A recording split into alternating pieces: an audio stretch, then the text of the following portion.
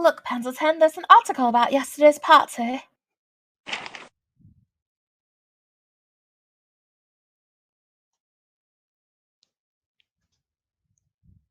I know the one. I read it this morning. You must be very pleased to have made it in that photograph. I am, but I'm a little embarrassed too, in a way. So many people are going to read this, and the photo is massive. It certainly is. I was right to lace your corset tighter than usual. Not that again! You make it sound as if I've lost my figure entirely. We ought to clip and cherish this as your most precious memory. And now you make it sound as if my life will only get worse from here. Ah, that's right. My lady, a messenger of the royal families came here to deliver this letter to you. From the royal family? Can you read it out loud? It would be my pleasure. Dear Emily Whiteley, I must thank you once more for finding my dearest Chelsea, but beyond thanks, I feel the need to further express my gratitude. If time allows it, please come to Buckingham Palace at 3 o'clock today. Her Majesty the Queen Victoria. Oh my, do you see this? Shall I go? Naturally, you shall. I'll have the carriage ready immediately.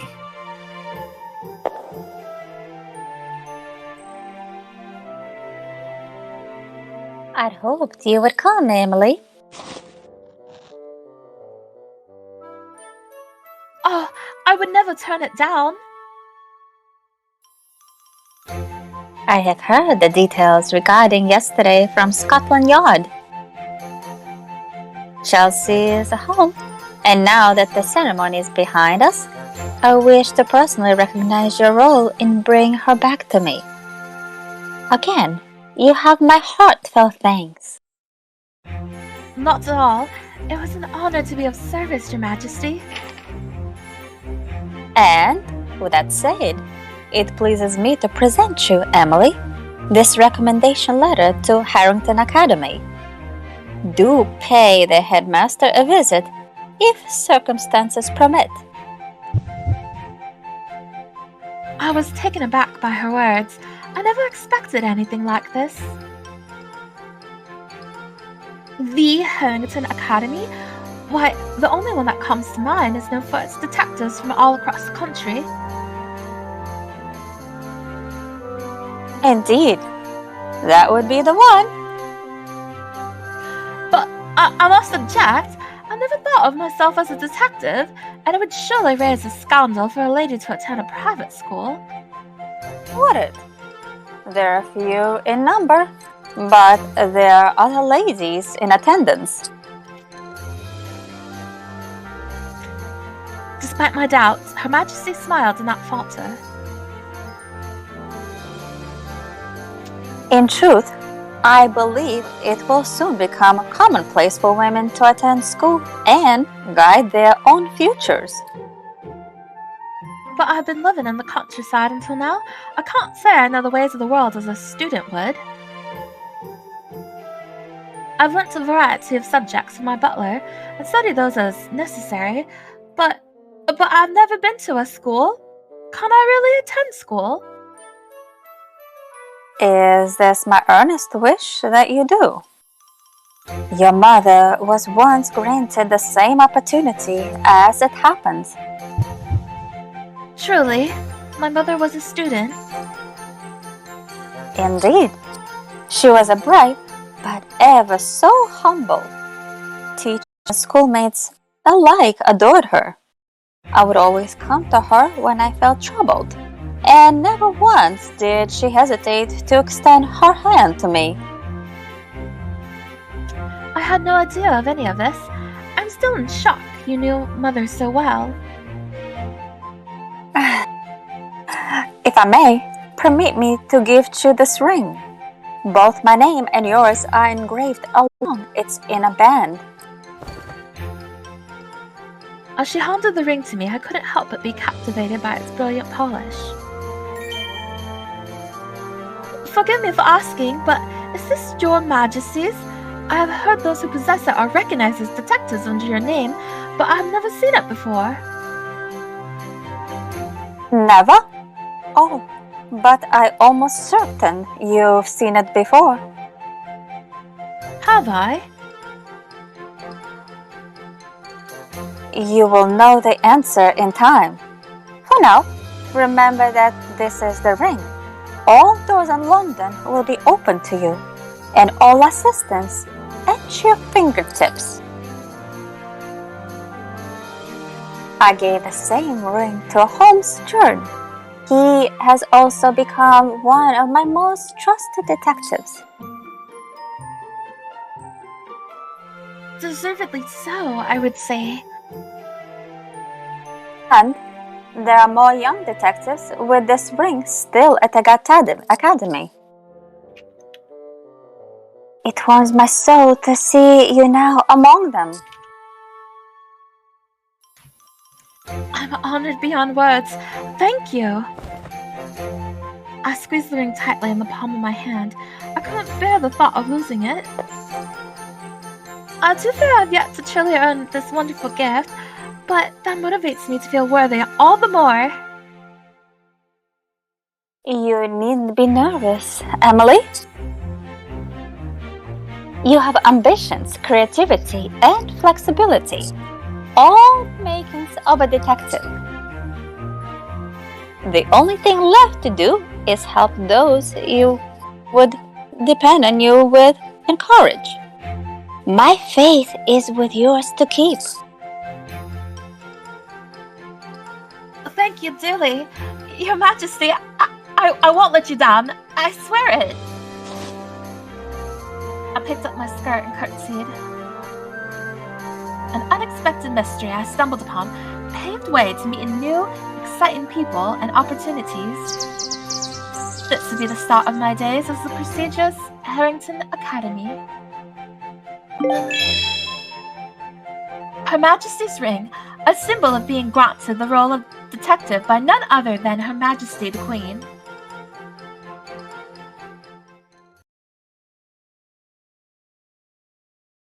To be continued.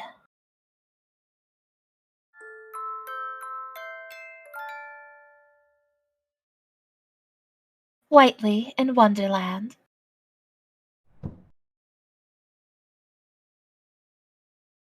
Well then, my lady.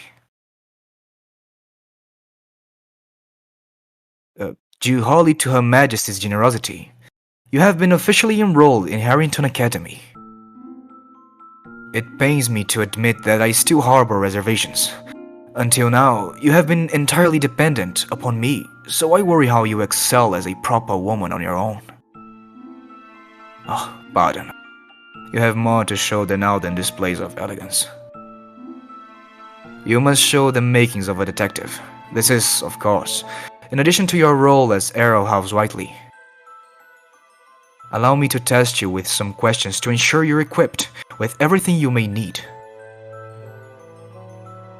But before that, I have something to explain in regards to solving future cases. I should hope that you make great use of it during your investigations. This is called the Detective Diary. Over the course of your investigations, you will hear a variety of testimonies, and the Detective Diary may be used to record them. I urge you to note any testimony you find out of place, even if it's only minorly suspect. Some may prove it to be false leads, yes, but you never know when one of them could lead to a breakthrough. Sift through your notes, question inaccuracies, turn a case on its head. These are the keys to sharpening your senses over the course of your investigations. I believe that's everything, my lady. I believe that's everything. My lady, would you like me to explain again? Do I need him to repeat himself? No, I'm alright. I'm pleased to hear it. I expect you make Oh my god. I expect you'll make thorough use of my advice from here on. Next, I'd like to test your skills of observation. By the by, now would be an excellent time to make use of the detective diary. First question. The police received eyewitness reports in regards to a murder. There are 2 witnesses. However, they only saw the criminal's back. The first testimony is as follows.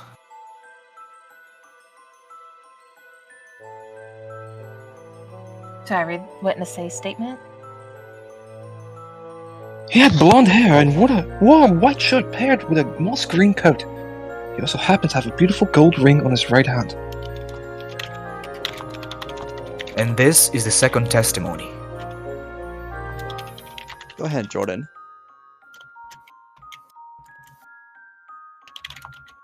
Yeah, he had long hair as well as tightly worn red tie. Since he'd walked rhythmically and had excellent posture, it's possible he was a well-trained soldier. If it isn't clear enough already, one of these testimonies is false. You know who the liar is, don't you?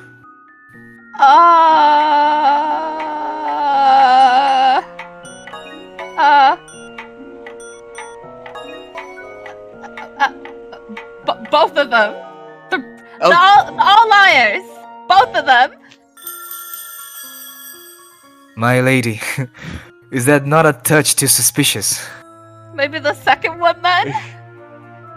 Do you not find it unusual that witness B knows the color of the criminal's tie despite only seeing their back? He could have seen. I can see your tie from the side of your shirt, right where your shoulder is. Even if time is limited, you needn't panic. Don't panic. This is the perfect chance to refer to the detective diary. I suppose if he had long hair, I couldn't see the back of his tie. Let's move on to the next question. Dying messages and final testaments found at the crime scene are often powerful clues in investigations. As a detective, you must know how to properly distinguish handwriting, which brings us to here. Yeah, great handwriting. I currently have 3 handwritten papers on my person. However, one of them has written by a different hand. Was written. My lady, you know what I am about to ask, don't you? Which paper was written by a different hand? See? I can't see them very well. Unfortunately, there is another paper with this handwriting, my lady. There are times when you must know the answer at that very moment. In the future, take care to closely observe your surroundings. It's time for the third question. This is the last one. Education. No matter what I say, there is but one correct answer. One. Bear that in mind when choosing. There was once a nobleman who owned 8 precious gems. Sadly, a number of these gems were stolen from his mansion. Scotland Yard investigated the incident before making 3 arrests. According to the trio of thieves, they just happened to have pilfered the gems separately on the same day. Upon being asked how many gems were pilfered, the first proudly proclaimed, Greg. "I was the first to steal the gems!" Oh, I'm sorry, I just wanted to do that. Go ahead. That's great. Got myself 4 of them, yeah! Our second thief insisted.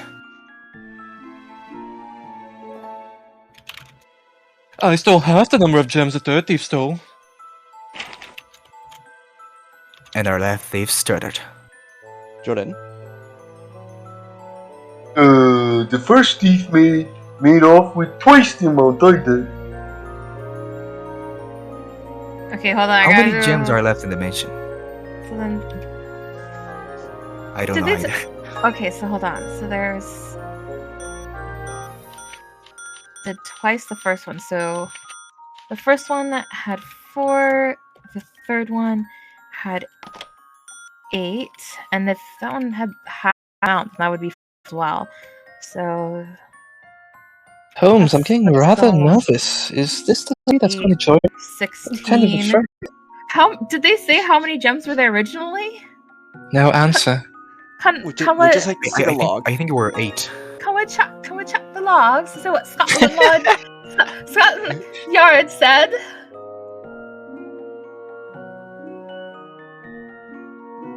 Can we scroll up a little bit and see what Scotland Yard said?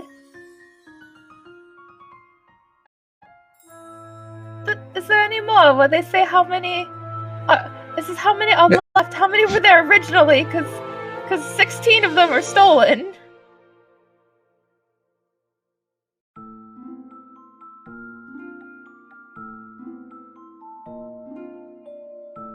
Okay, let's see. Owned 8 precious gems. Wait, what? So he says they started with 8. Could you scroll down all the way again? Trust statements. I was the first to steal the gems. I got myself 4 of them.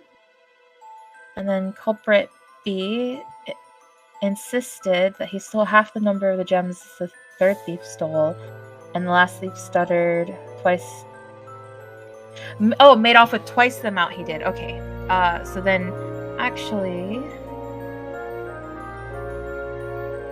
4, 1, he had 2. 2, and then 1. So that's the actual numbers. So it's 5, 6, 7. So there's one gem left in the house.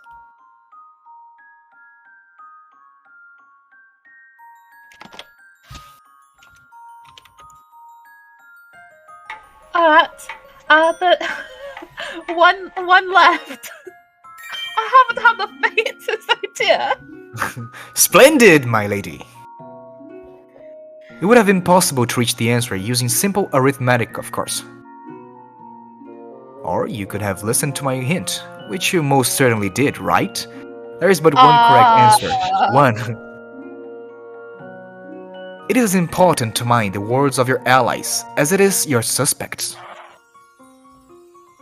The observational part of the test is complete. I now have 2 more questions which test your resolve as a detective. Let's begin. First question. This is a hypothetical situation, but I wish for you to apply this scenario to yourself.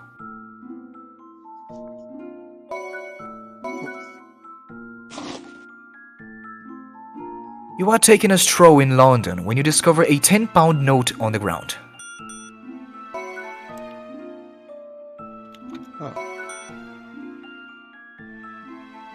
You picked it up, but there is a starving child crouching before you. He is dreadfully thin and wearing filthy clothes. There are holes in his shoes. You imagine the boy to be from the slums. Judging by how he is alone and can hardly move, he is an orphan and is severely malnourished. That £10 note you found is nearly the same amount of money a maid can earn in 1 month's time. You might be able to save the child and help him give a better life with his £10 note. At the same time, you also have a duty to deliver this money to Scotland Yard. Surely the one who lost it must be looking for it, no?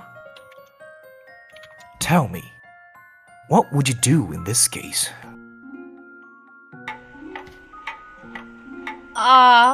Realistically, I would give it to the police and then give the boy my own money instead of stealing.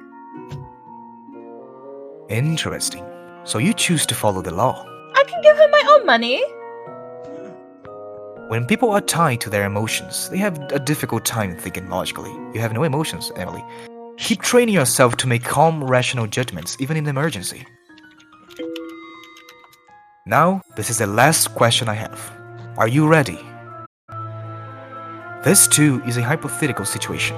You have someone you love with all your heart. But he has committed murder. His motivation stemmed from vengeance, as his mother and father were murdered when he was a child. You know how difficult his life has been, and you know he's had to live with that life alone. Then he beseeches you, let us flee the country and live together.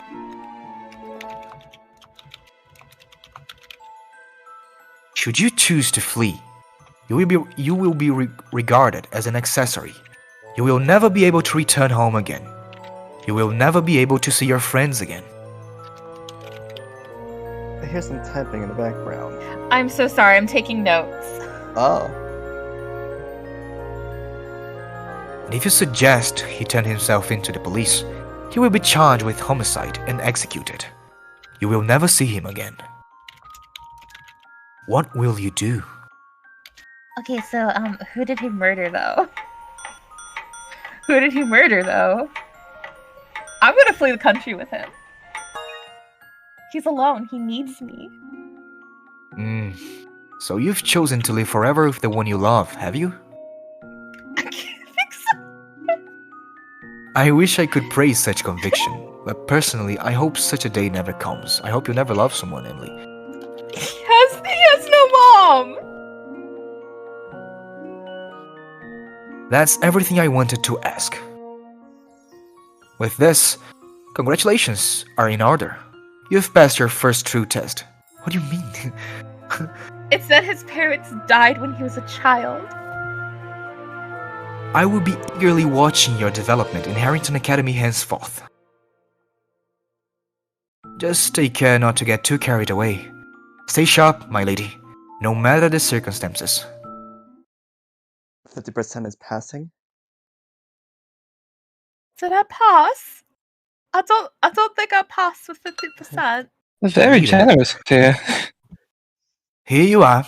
I've made your very favorite omelette.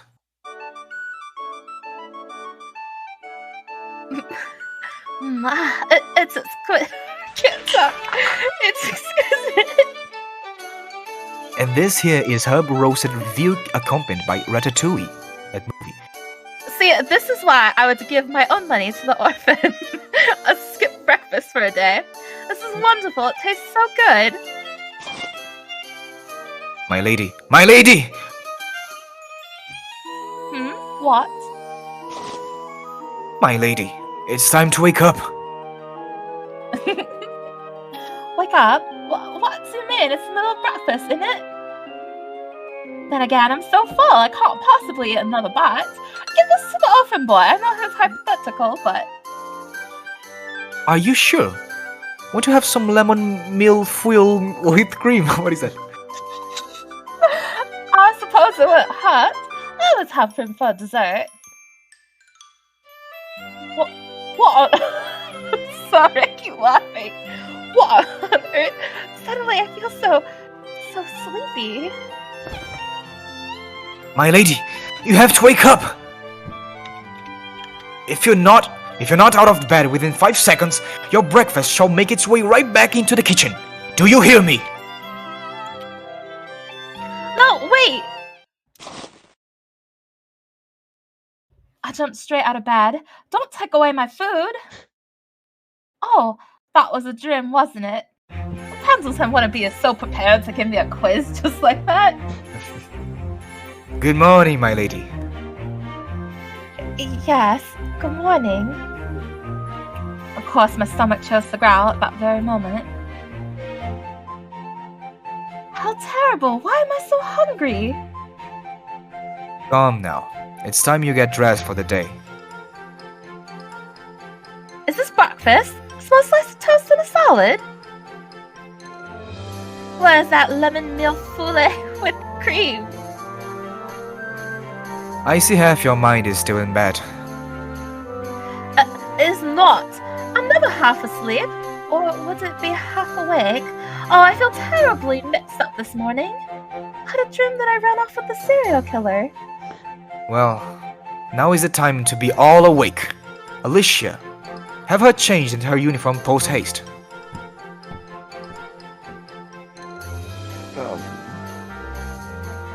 Calais?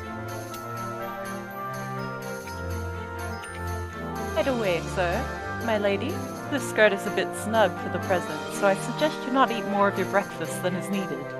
Oh, snap. If I must. It did not matter if you're a man or woman, working or the nobility, child or adult, as the sun rose early for all who lived in London. Today was no exception. It should have been as ordinary as days previous, and for most it certainly was. Only for me did the morning feel foreign, as it marked the beginning of my life as a student. I'd always been educated under Pendleton's strict tutelage, and he rarely approved of me leaving the mansion without sufficient cause. Rather, he did not approve, but I allowed myself a bit of freedom whenever his back was turned. There were times when I needed to play outside, fish, or climb trees. Oh yes, how I craved to be overwhelmed by nature's scent. If only I wasn't so scolded to no end by Pendleton once he found me. To complain of his scoldings is a childish grievance, of course. I always knew that my life had been one of security. But it was not too much to ask for a fresh new world of friends with whom I could wax silly notions, or a love that takes my breath away, was it? No, not me. I wanted those things. I needed adventure. I inwardly thanked my benefactors as I began nibbling on the toast for my morning breakfast. The dream of receiving an education in a private school had long been a societal barrier I wished to overcome. Pendleton, protective as always, refused every time the topic was brought to light. But he knew he could not dismiss a recommendation letter from Her Majesty the Queen. She had personally opened the doors to Harrington Academy as thanks for finding her pet cat Chelsea. He still had doubts as to how I would fare, but with circumstances as they were, he accepted with his usual grace. His acceptance being rather reluctant is besides the point. The Academy had an outstanding reputation and an equally outstanding student body, with a great many of them having travelled from far away to chart their futures. What made it stand out of them all the more was an unusual curriculum, the detectives course. I have some tea for your pleasure. Thank you. I ask once more that you keep a watchful eye when beyond the mansion's gates, my lady. Your life has been a blessed one, so it is no fault of yours if you don't see the world as I do. But see it now. London is a criminal city full of murderers, kidnappers, muggers, and thieves. Never should your mind be left to wonder. That was, he often warned me of danger in this manner, driving himself frantic in the process. It was impossible to stop him once he started. The best thing to do was to nod politely and pretend to listen. Yes, I suppose so. And academies are a veritable hell for youths, where jealousy, treachery, and evil are bound. He's right. Right. I've become so distraught that I can no longer sleep. What if your bloated corpse were to be discovered in the Thames tonight? That's absolutely terrifying. What if your delicate frame were diced like onions and delivered to every post box in London by morning? If that happened, how could I beg your father's forgiveness? I tell you that he would accept no such thing. He would haunt me from beyond his grave. That he would. Are you listening to me? Yes, yes. I'll say as many times as needed. You can never be too careful. I shall personally see it to that you are guarded from. Please don't follow me, please.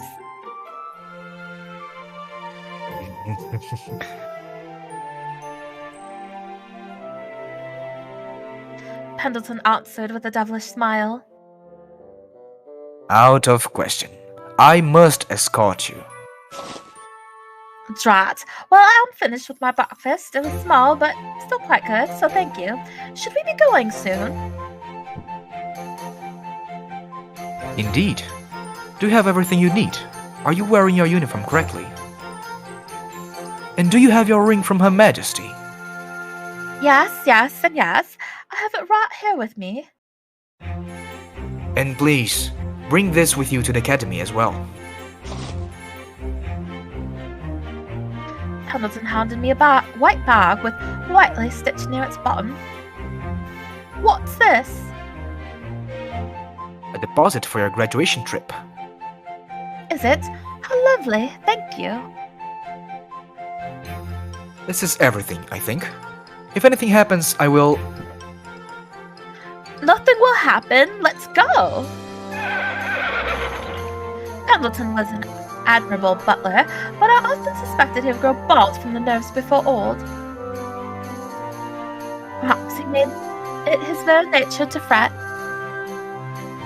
With no mother and father to guide me, the duty fell to him to be my butler, my caretaker, my mother, and my father, and he dedicated himself religiously to each role. Now he worried with all those roles combined at the thought of sending his child into the world alone. Oh, the dangers that could befall her! The dangers, however, could not have been further from me. Could not have been more excited to attend school for the first time. At last, the start of a new chapter in my life. My excitement left me so lost in thought that I didn't notice my surroundings.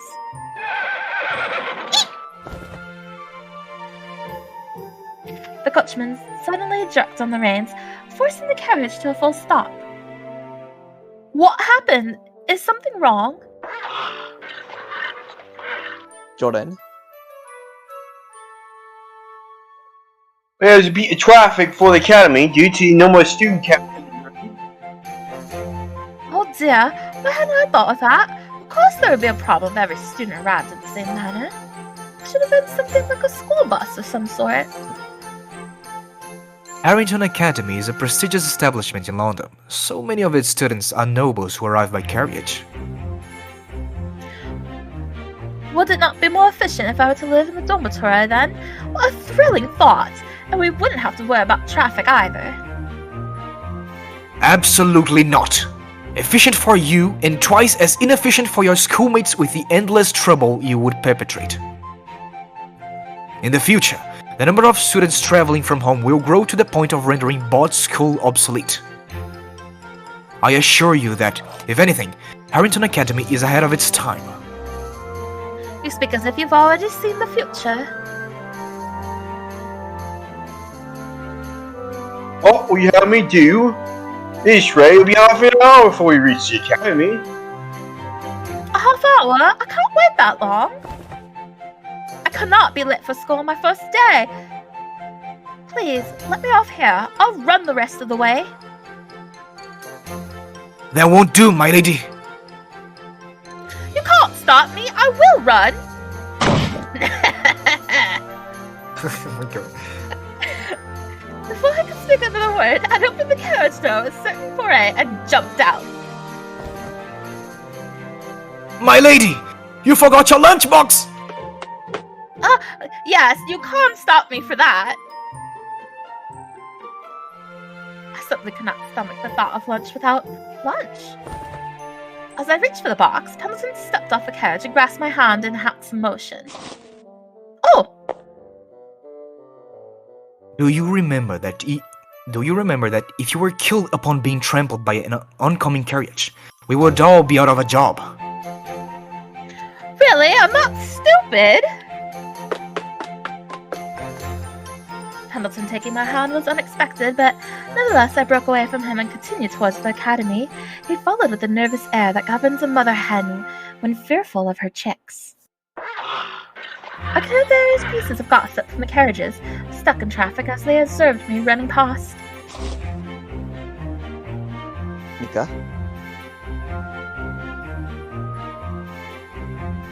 Oh, look! That girl looks like the one from the paper! Clave? The one who received a ring from Her Majesty, yes? That is her. Her butler? What an attractive gentleman! Oh, yes. Pale hair is such an enviable shade. I never thought so before, but Pendleton was, perhaps, considered an attractive enough man that most would fawn over his looks. Beg pardon, but only students of this academy may enter. What nonsense! I am her butler, her guardian. Well, thanks for walking me. You're a dear. Cheerio, Pendleton. A dear, she says with so much cheek. Do be careful, my lady. Don't follow anyone you don't know. And don't accept any gifts from strangers. And don't behave in... Got it! And she's off. I hope nothing goes wrong. Everything goes wrong. I was reminded of the party again this morning. Oh, that doll thing. Oh no, don't say that. Majesty was radiant. The party was fun. I find the word fun in relation to the Queen's affair to be debatable. The case itself was unique enough, I will admit. Now you're saying?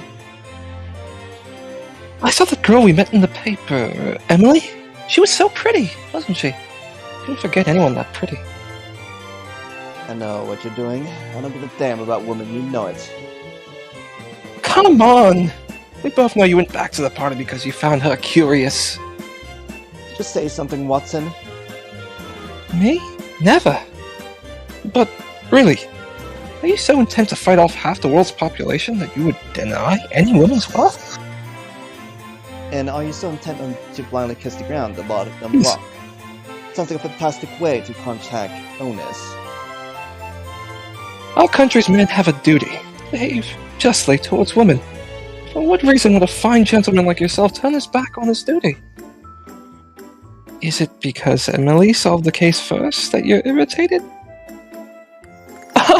I know! She's irritated you because you fancy a certain older woman rather than any woman, don't you?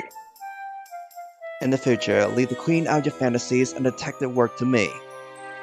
I'm plenty aware of ladies first being front and center in our society. For the record, as well as the proper etiquette required for every gentleman towards a lady in official ceremonies. You know precisely how to give me a fine bloody headache, my friend. If the head does not ache, then it speaks common sense that my head is clear. You just said how young yours feels. So I did. Let's leave it at that. Oops! The teacher's coming! Jordan. Good morning, class. Good morning, Mr. Mackenzie. A wonderful greeting. May you greet our new friend with the same enthusiasm. Come in, young lady. Thank you. I delivered myself to the academy with song, happiness abound, but I was still overcome by a timidness standing at its halls. The feeling became worse, having seen the faces of those who would be my schoolmates, for each one appeared well acquainted with their academics. They struck me as smart, capable, and I was reminded that I was far too fresh by comparison. They watched me as I watched them, and they whispered feedback behind cupped hands. Oh! I don't know why I did that. Oh, it's you! You're... Oh gosh! Something wrong? Like listening. Have you tuned Are you before? We have not. I've never seen her before. How can you say that? We just met the other day.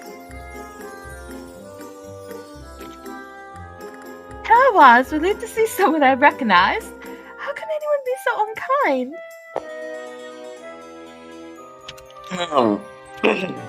Class, this here is your newest classmate in the 6th form detectives course, Emily Whiteley.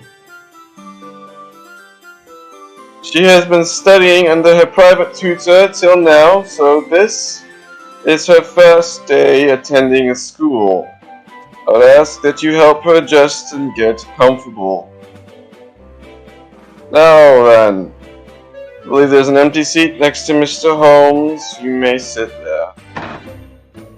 Excuse me, sir, but that seat is Bernard's. He's absent today, but what about tomorrow? Is there no place for her? It's alright. Oh gosh! You see, he was run over by 5 carriages this morning and had to take an extended leave of absence. The poor boy. I had to wonder how he survived. While I seated myself, I felt a friendly pat on my shoulder. Emily! Can't believe you come here. Oh, Watson! I thought you were studying to become a doctor like your father. I hadn't realized you were a detective as well. My dad is a doctor, yes, but I'm Holmes' assistant. Some might say that makes me something of a trainee detective. And I was. At any rate, I'm pleased we become schoolmates. I'm the same to you, Holmes. The boys made the briefest of glances before dismissing me entirely. Have I caused him offense? Holmes is always like this. He's a good man at heart, just a bit more particular than most. This is just another Tuesday to him. You'll be getting on like old friends soon enough. In fact, he was just telling me how pretty he thought you were before you walked in the classroom. Watson? Is that what you said? Easy, easy, don't give me that look. Alright, enough talk. Everyone's brought in their deposit for the graduation trip, yes? Slater, would you go collect them, and if anyone did forget, just remind them to bring it tomorrow. Avalon? Yes, sir. All at once, the students gathered to pass in their deposits. Here's mine. All right, Watson. Got it. This is mine. Thank you. And this is mine. Thank you. I did not expect such a small thing as handing my bag to cause distraction, but so it did. Miss Whiteley, what sort of bag is that? Just the one Pendleton gave me this morning. Ooh, it's beautiful. All white, and it even has your name stitched at the bottom. Very nice. Was the white bag rare? Watson spoke at a volume that quickly drew attention, conjuring several new curious onlookers in seconds. I observed and yes, Holmes and Watson's bags were both brown. Is mine inappropriate? I don't think so. It suits you nicely. Now, if you don't mind, I'll know your deposit as received. What's the matter, Slater? You look pale. It's nothing. I'm in perfect health, really. It was the opposite from my perspective. He was indeed pale, and his eyes were unfocused, even when he sat in place. Oh, did you bring your deposits? One moment. Let me take down your names. Still, Slater kept to his work, writing down person after person, even as his fingers made to shiver upon every stroke. Careful, Slater. Your fingers are blackened at the tips. My mistake. I have a habit of touching the bottom of my pen's holder. That's no good. Look, you stained your bag. I can't imagine where we're going. May I ask where the sixth form students from last year went? I believe they had a week-long trip to the lakes for some camping and painting. Well, that sounds wonderful. The possibilities are already swimming about in my mind. The first bell chimed. It was now time for first period.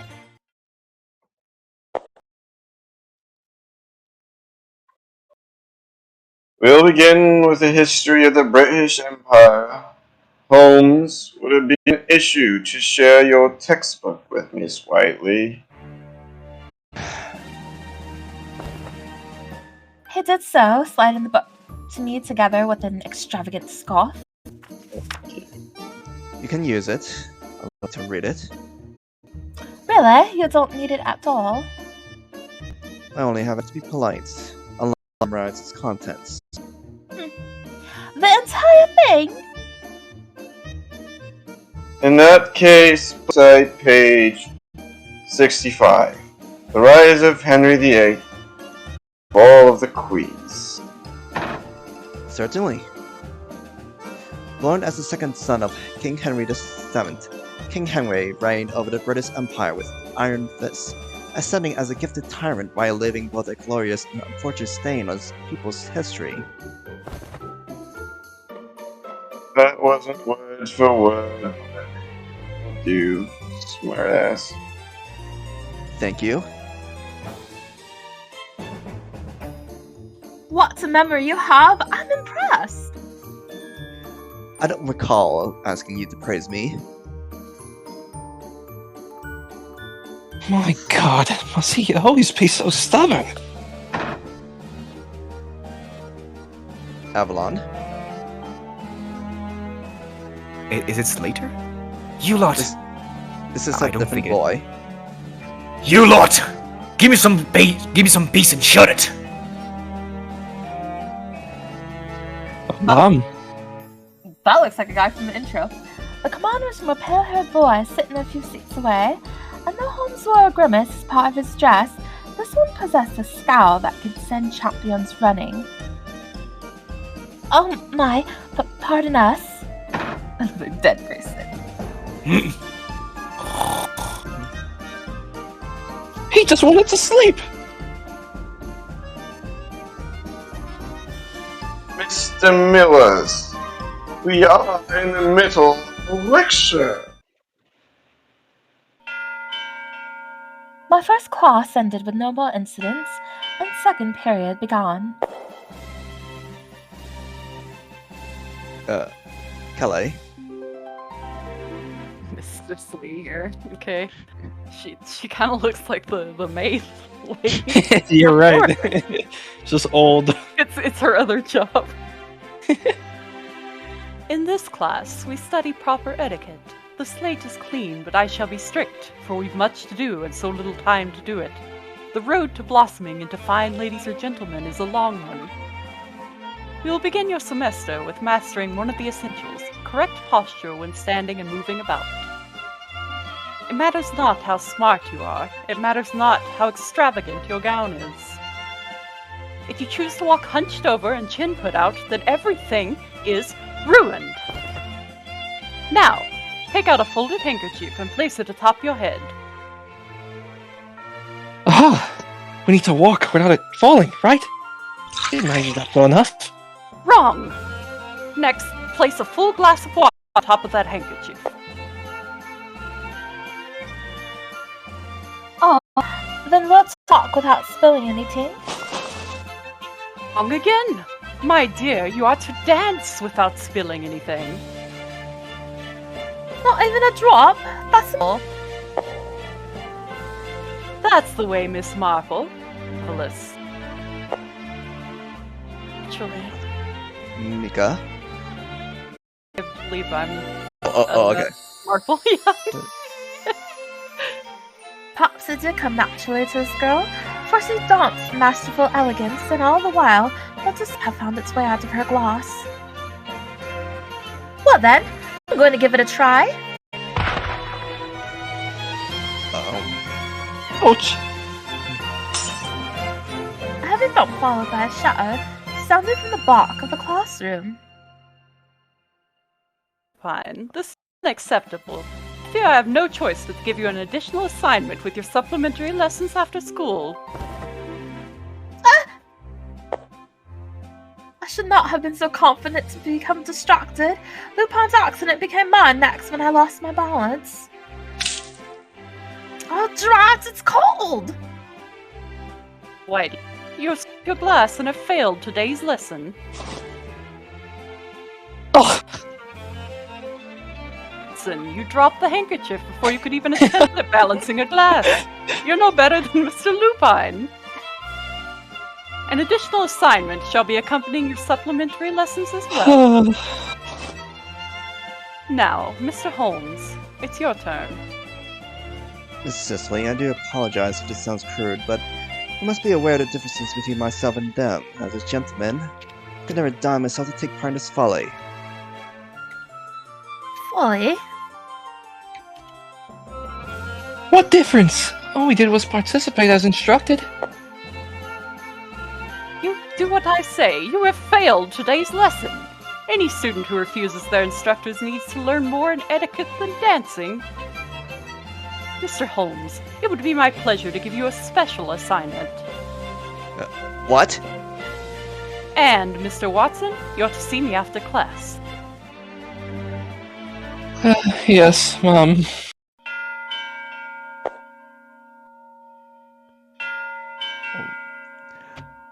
Welcome to third period. I'm Mr. Underwood. I'm here on behalf of our matters related to pharmacology.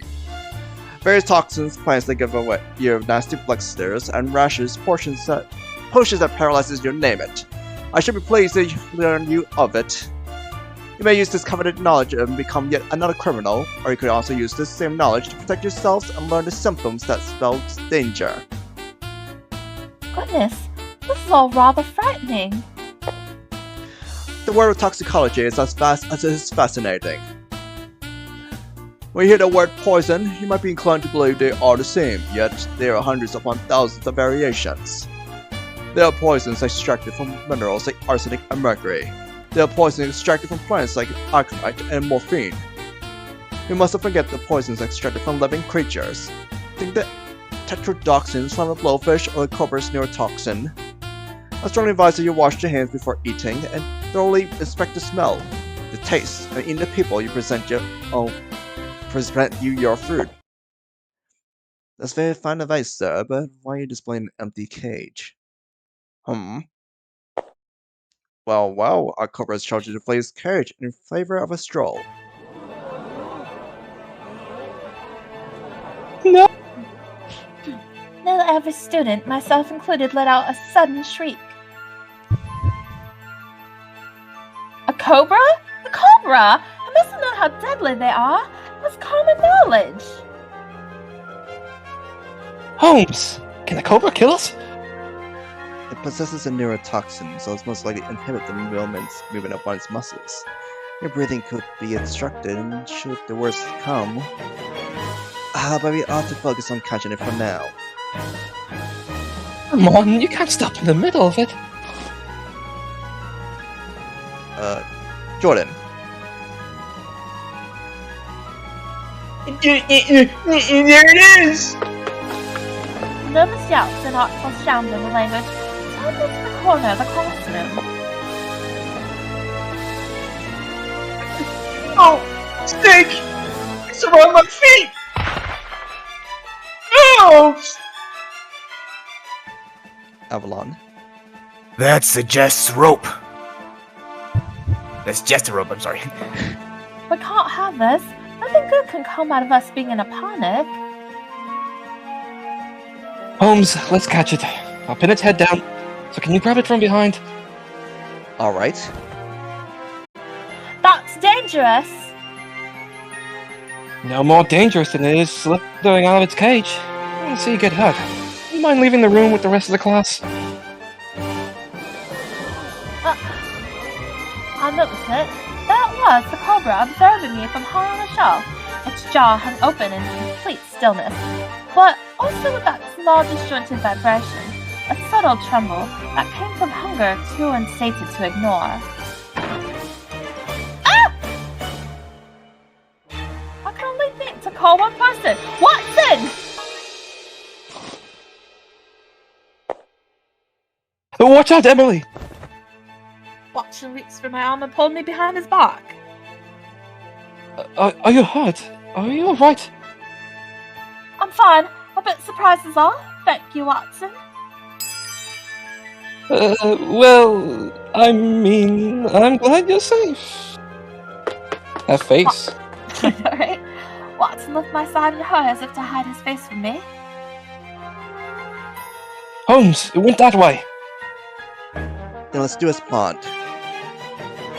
Go on, watch yourself. Yes, I know. The same to you, I suppose. Huh!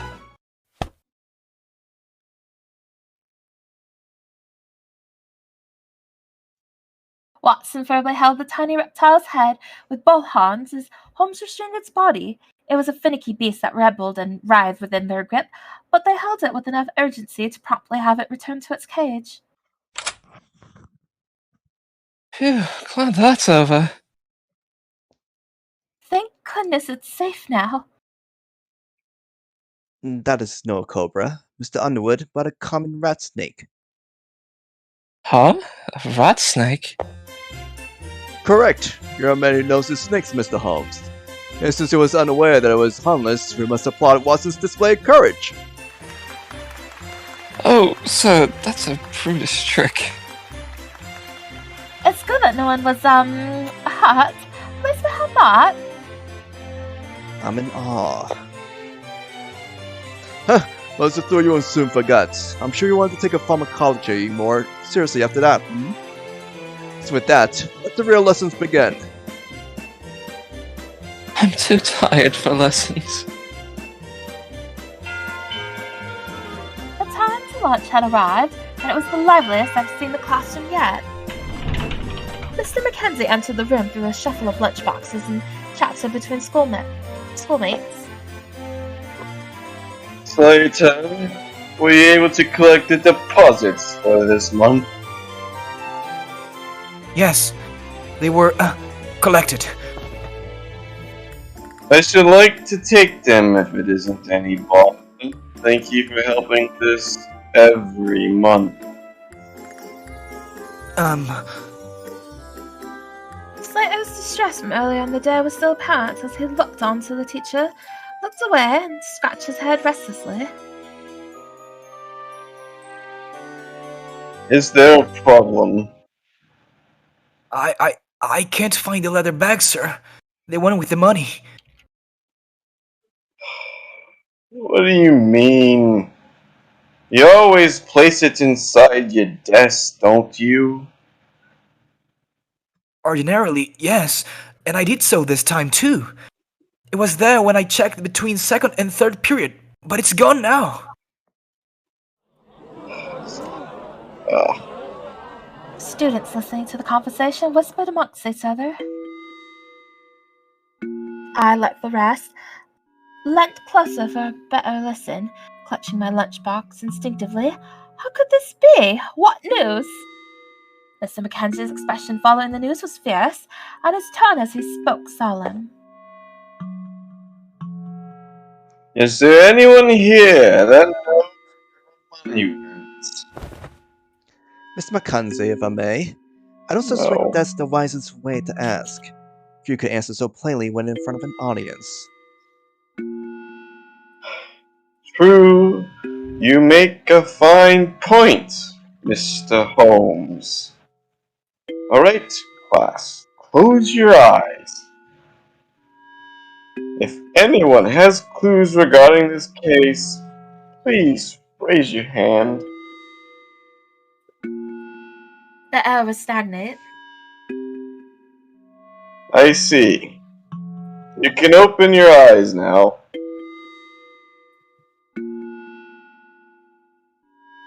I looked over to Holmes, who was in his correct seat next to me. But he wasn't looking at me. Rather, he studied the room raptly, concluding his surveillance with a barely audible puff. I'm sorry to doubt each of you so. If there is someone here with any information, you directly involved or a bystander, come speak to me today. I shall be in the staff lounge when I don't have a lesson to teach. That's all I'll say for the present. Now it is your lunch hour, and lunch is meant to be enjoyed without worry. Excuse me. Idiots. The whispers turned into outlandish, feathered suspicions the second the door was closed behind the teacher. Who could steal a bag when they know they're among detectives? This is a case, isn't it? I didn't expect such a thing on my first day. Let's eat together, Emily. If you'd like, that is. Oh, absolutely, I'd love to. You look troubled by something. Do I? Well, I wouldn't know what. Alright, then. I won't say another word about it. Since it's such a nice day outside, would you like to lunch? Is that like a... Is that an English thing? Would you like to lunch with me? Lunch in the courtyard? Can you open up the log? I didn't get to read it, I'm sorry. Can you open up the log, please? Thank you. Since it's such a nice day outside, would you like to lunch in the courtyard? You should join us, Holmes. Holmes? Hello? Watson gripped the unmoving boy's shoulder. What do you want, Watson? Isn't it fantastic, Emily? Holmes said he'd join us. Excuse me. Unhand me this instant. Don't pull so hard. Watson, Holmes, and I seated ourselves along the grass in the courtyard. We were not alone. The day was beautiful as it was clear, and so several others had gathered to spend their time reading books, resting their eyes, or soaking in the sun. Well, I suppose I could have found the outdoors refreshing when the classroom had been so tense. I took a peek inside Watson's lunchbox. It was a careful arrangement of mimosa salad, mashed potatoes, several slices of roast beef, and orange compote for dessert. My, I could have a nibble off every part of that. It looks delicious. Isn't it just? Our landlady makes them for us. Oh, Holmes and I are flatmates, by the way. She even cooks us breakfast and dinner. Best landlady you could have. I didn't know flocks came with meals. How sweet she is. And two of your flatmates even where much... Then, where might your family be living? Our dads rent their own flat together in the same building as the office. Family's home is in a suburb in London. You're welcome to visit me and Holmes anytime, but it could be a bit small for you since you live in a mansion. Do you mind, Holmes? I don't. The response was clipped, with nothing more to say. He continued to eat through a thin mouth that could have stretched thinner for anyone to interrupt him again. And why was this? I was curious. Is something upsetting you?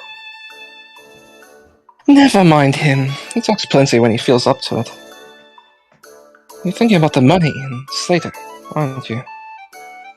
I am. The situation is nagging at the back of my mind. It strikes me that no matter how you search for the bag, you cannot find it. Slater is cautious. He isn't the type to leave it anywhere. He would have kept it somewhere he knew was secured. I'd prefer not to think it, but do you suspect someone in class stole it? I don't think that's the case. Neither do I. I was a new addition for the semester, and yet such a positive impression had been stamped upon me that said not one schoolmate stood out to me as a thief. There couldn't be someone in our class. Then what do you think? Yes, well, I like to keep that to myself for now, but had you noticed how strange Slide has been since this morning? His gaze and fingers wasn't steady. He could barely stand straight. Do you not find his lack of composure unusual? He was blinking at an astonishing rate, as well as oftentimes a sign that one is lying or hiding something. When Mr. Mackenzie called for him to collect the deposits, it was as if he had something else on his mind entirely. You gathered all that? Didn't notice a thing. Maybe he is actually sus. You should have been so busy simping for Lady Emily. She was in danger. Could I speak with you for a moment? Just as we were discussing him, Slater had approached to engage us. Slater, it's a shame what happened earlier. You look terribly ill. You know that? Thank you, but there's no need for concern. I feel plenty well. My health, at any rate. I feel awful for having caused such a fuss. Everyone in class was thought to be a thief, and all because of me. I truly am sorry. That's all I wanted to say. See you after lunch.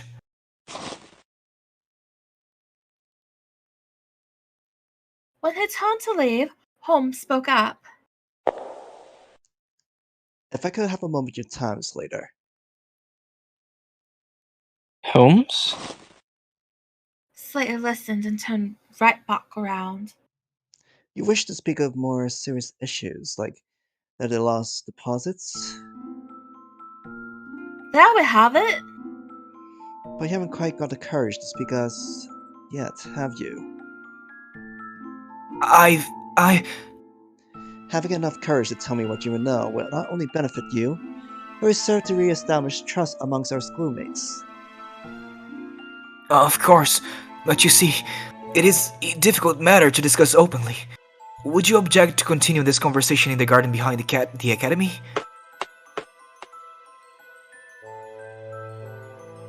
I don't imagine anyone will be coming here. I'm more curious why you come, Ms. Whiteley. You came to speak with me, not you. There are kind of ways of saying the same thing. I only asked you once to shut up, Watson. Now, pardon my severity, but can you leave? I promise you're liable to increase if you're told about gossiping about everything you're to hear. And why not say the same to Watson? He's my assistant. He should be here. Well, I'm not an assistant, but I've had my deposit stolen. I'm as much a part of this as you. That is true. Point taken. And if I were to start with the deposits, then I didn't steal them. Please believe me. The way in which you professed was heavy with pain. We're well aware of that. No one's champing at the bit to accuse you. You don't doubt me? I've been your schoolmate for a full year. It takes little reasoning to know that you aren't the resort to death. I trust you. Rather than the perpetrator, your behavior mirrors that of a victim. You speak to me while your eyes move without rest. Your mind is as occupied as your behavior is nervous. You dig your nails into your arm. Taking such observations into account, I like to believe you are hiding something, or fearful what may happen if what is hidden comes to light. Without a conclusion that I have reached. Holmes' tongue raised to his side in a single breath. Watson appeared used to this manner, but Slater and I were astounded. With that done, I know now something to ask you is a very simple question. You placed money in that bag, correct? Did the bag disappear with the money?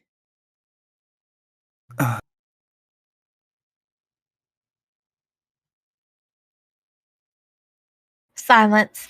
On one side was a detective with a need for answers to the grotesque, and at the other side was a shrinking boy, speechless, terrified to speak the truth, even when he held those desired answers. You remembered when I said I trusted you, don't you? Then please, answer me. I need only a yes or no. Might he be talking about the bag that was stained with ink? Holmes remained unblinking. Yes. Wonderful. Thank you then. Watson, I have need of a favor. What is it? Holmes leant closely to his assistant's ear and whispered. This is some sort of prank, isn't it? You're better at this than I am, aren't you? I need you. Alright. I'll be right back. Watson, apparently in agreement, turned heel and left. Where is he going? I asked him to run an errand for me. Has a good nose for this sort of errand, one might say. I was curious but stumped for clues. No matter, I suppose the answer would soon be upon me, even if I couldn't resist my head tilting inquisitively as I speculated the outcome. Well, now that's sorted. Are you ready to talk? Holmes' attention returned to Slater. Yet he was nearly frozen in place. His ill complexion grew 3 times paler, and his mouth twisted open and closed with no voice coming out. Whatever made him so distraught was behind Holmes. Yes, it had to be behind him. It left him so very afraid. This terrifying thing.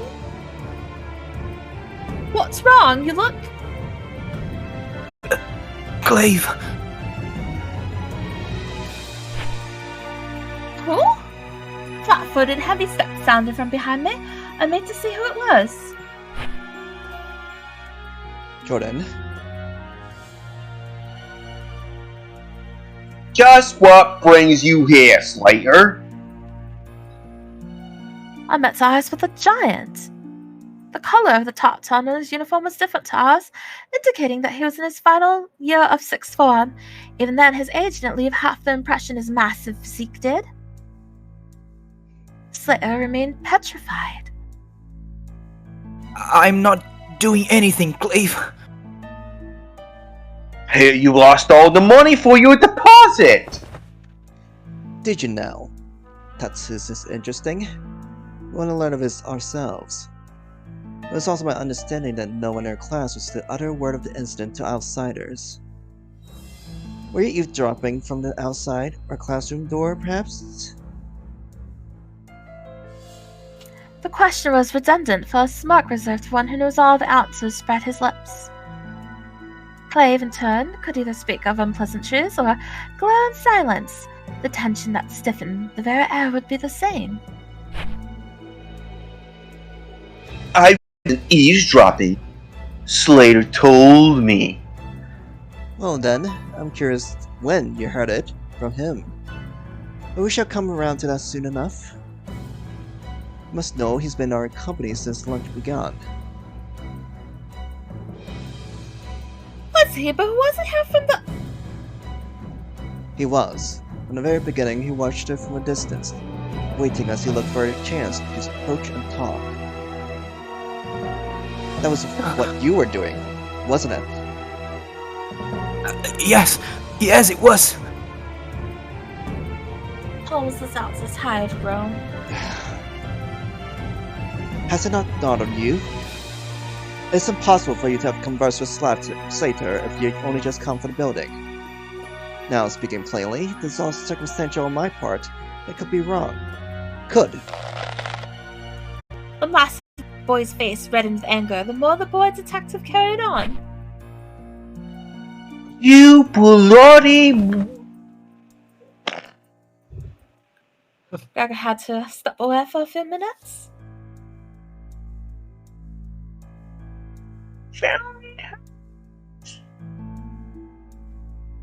Watson! Watson had returned as quickly as he had left. He hurried to us, panting as though he had ran with vigor the entire time he'd been away. Oh, this is it, isn't it? It was in the incinerator. I recognized the bag he was holding. There could be no mistaking it. It was the very one Slater had used for collecting the deposits. The fabric was more worn than when I last saw it in the classroom. The reason why was no mystery to be solved upon knowing where Watson had retrieved it. Your timing is excellent. Move along then. Holmes fiercely locked eyes. I have several questions to ask of you. First, what'd you hear about this from Slater? Hey, I suspected to hear from him not all. Yet you know what happened down to the last detail. The boy, who grew so deeply red in the face that it wasn't possible to appear more bruised, now twisting his eyebrows in a scowl, possessed a expression, a face fit for one who could no longer adhere to reason. And his fists matched his anger, for they were clenched tightly enough for his nails to break skin, and looked eager for violence. Recall how we learned only learned of Slater using the money during lunch. If I had to guess exactly how you knew, I would say... Think I'm some kind of fool? Clave raised his fist against Holmes. Watch out, Holmes! I made to dive to his rescue. A silly action, but Watson held me to my place.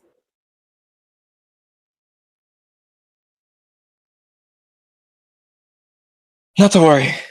He'll handle this well. But...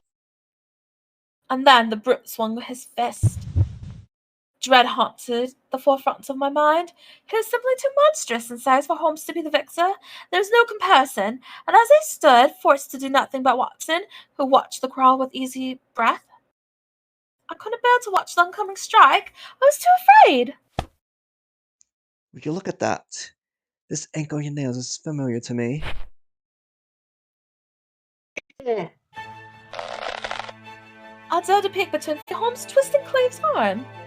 He was inspecting the boy's fingertips. When Slater was collecting the deposits, it was observed that his bag was stained. The colors are dirty, black, dark, amber, unusual, as most would be content to use black ink. Even your favorite black ink, I can see the residue along the cuff of your sleeve. Now, here's where the situation becomes quite curious. Your cuff is black, but your fingertips are stained with an amber hue. Tell me, why is that?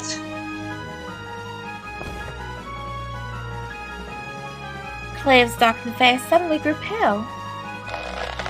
Holmes' reasoning was impressive, and I would have been fast in my praises had I not been baffled by how a man of his build could hold someone so large in place without considerable effort.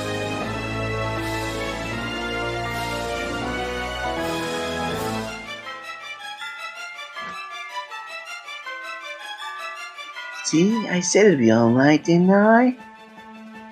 So you did? I now understand why Watson did nothing. The answer was in our hands. Clave received the deposits from Slater. But where is he hiding them? I pondered the information gathered thus far. He wouldn't walk around with the money in that same bag. What if he only intended to spend parts of it for now? How could he put the rest elsewhere? The bag itself was found in the incinerator. So when did you touch it before Watson brought it here? Whatever that was, we know for certain that you had to have been the one that brought it away. Soft. Clave succeeded in shaking off Holmes' hold and wasting no seconds in making another attempt to strike him. It was close, but Holmes was the more skilled of the two. What? How did you suppose you could hit anyone at that speed? I didn't think God made idiots like you. The detective needed only to step to the side to avoid the oncoming fist. He stepped backwards with some practiced adeptness to the situation and raised his fist, taking on a fighting stance similar to that of a boxer's. You mock me? Me? Mock you? What are you going on about? Holmes briefly focused his attention towards us. I'm only answering his challenge. The two of you are to act as witnesses. You see it, yes? This is self-defense. Holmes ducked and took an able stance before retaliating. Ha!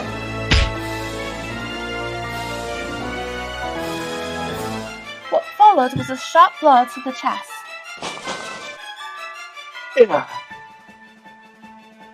So immediately did Clave's breath leave him, but it took all his instinct to keep himself balanced. Yeah. Indeed, his will was strong. He righted himself and was ready to continue. Yet, in the process, his jacket fluttered briefly, but that was enough for me to spot what was in his breast pocket. Ah, so that's where it is. We aren't done yet. Holmes stepped forward before his advances was fully lost. He tightened his fist and gave Clave a second strike. On the third, a retrogress to the boy's side was to be the loss.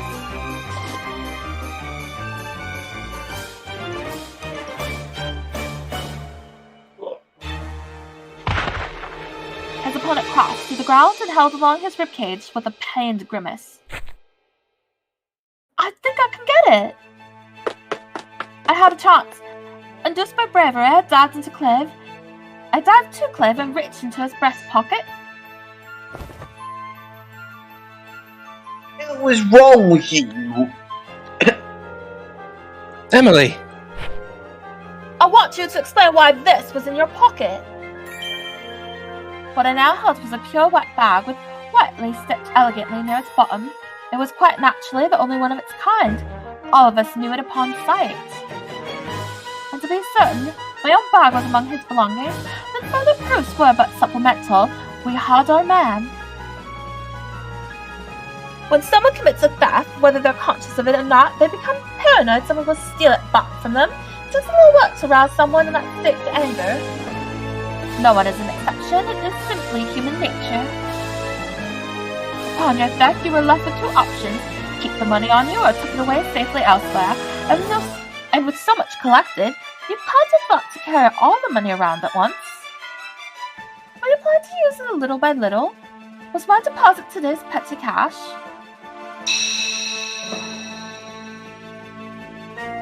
Your actions are evidence enough. You were so anxious the money would be taken away that you challenged Holmes with barely any provocation. Only a guilty man with something to hide would have done it. Fine work, Miss Whiteley.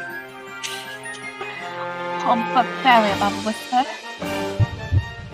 Did I hear that right?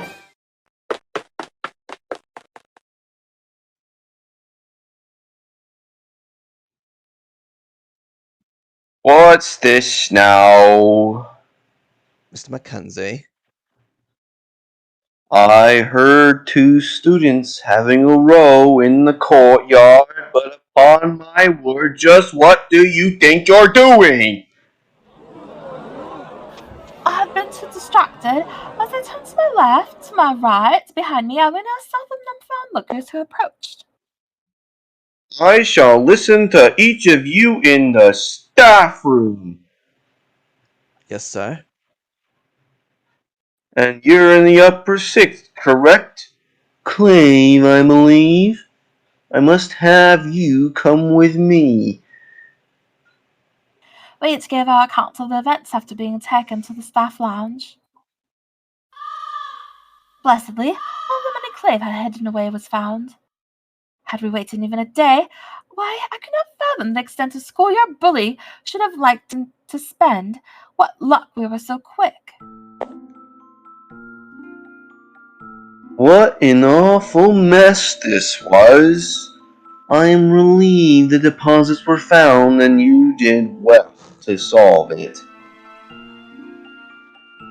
But there is no excuse for fighting on the school grounds, Mr. Holmes. Your actions have forcibly engaged Mr. Watson and Miss Whiteley in this as well. Accept that the fault is wholly mine. Oh, but it's not. It was by my own will that and Holmes didn't start the fight. Clave did. Holmes only acted in self-defense. She's right, sir. Very well, I understand. But see here, even if for good reason, you violated the rules firmly set by this academy. Had it been worse, this could have resulted in your suspension. I advise you to keep yourselves out of trouble, unless you rather like the idea of expulsion. Yes, sir. Miss Whiteley, this is only your first day, but I must extend this warning to you as well. Yes, sir. I expect you to behave like angels for the next few days. Mr. Watson, You are to go to Miss Sisley's supplementary lesson after this. Do you understand? I understand. As for Clave McLeod, he will be formally handled by the police. We were able to find all the money he had hidden. And lastly, Slater, you will be suspended for 3 days. I should also like for you to explain the truth before your class. You had them very worried, you know. Yes, sir. We retired from the lounge after we were dismissed. As we bid pleasant goodbyes to Slater, Watson did as instructed and went to attend his supplementary lesson. Holmes and I were left. Neither of us spoke a word, and an awkward air filled between us. By the way, I was surprised to see how skilled you were in that fight. I'm not some barbarian. I only fought to expose a thief. Oh, I hadn't meant to imply you were one for such things. Really, though, I didn't know there were people of such poor character like Clave in attendance.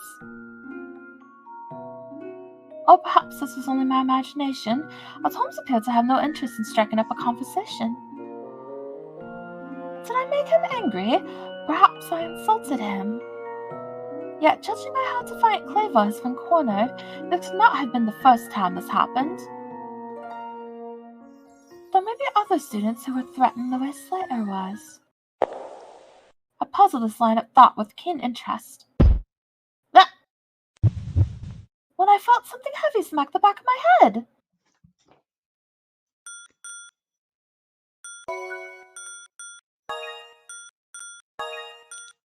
Find out next time on London Detective Mysteria. Whacked head? I don't know.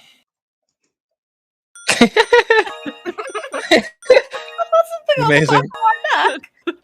Next thing I know,